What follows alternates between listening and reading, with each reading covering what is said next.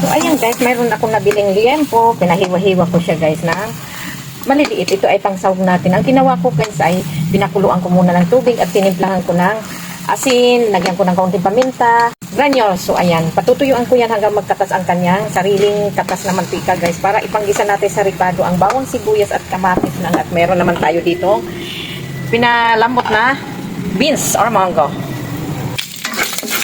So, ayan guys.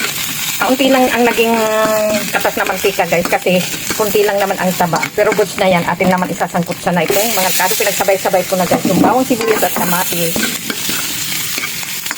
Ganun ginawa ko guys para less sa cholesterol naman tayo. Yung ang katas ng sarili niyang katas na mantika, yun ang panggisa natin. Hindi na tayo nag-add ng mantika, oil. Tapos dito sa ating pinagpalambutan ng beans or munggo, ayan. Ililipat natin yan dito. Hindi pa masyadong ano yan guys. Masyadong malambot yung ano yung beans natin. Pero okay lang yan kasi para lalambutin pa rin natin itong sahog natin na pork.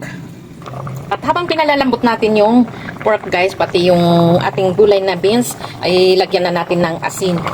At saka ito pang dagdag lasa ang pork cubes. Ito ay version ko lang. Kanya-kanya ang version. So ayan, ganun ang ginawa ko para less naman tayo sa cholesterol.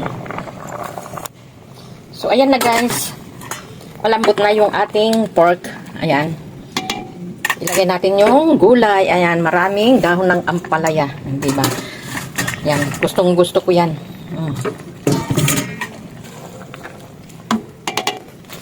At lagyan natin ng chicharon. Diba? Daming sahog. Ayan, kompleto na naman ang araw ko at nakakain na naman tayo ng gulay.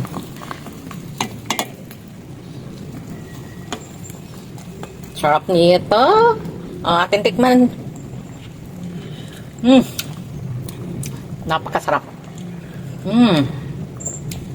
O, ayan. Pwede na tayong kumain ng tanghalian. Luto na ang ating overload na gulay. Ayan o. So, ayun guys, kain na tayo ng tanghalian. Yan, kumpleto na naman ang araw ko at may gulay na naman. So, ayun, kain tayo.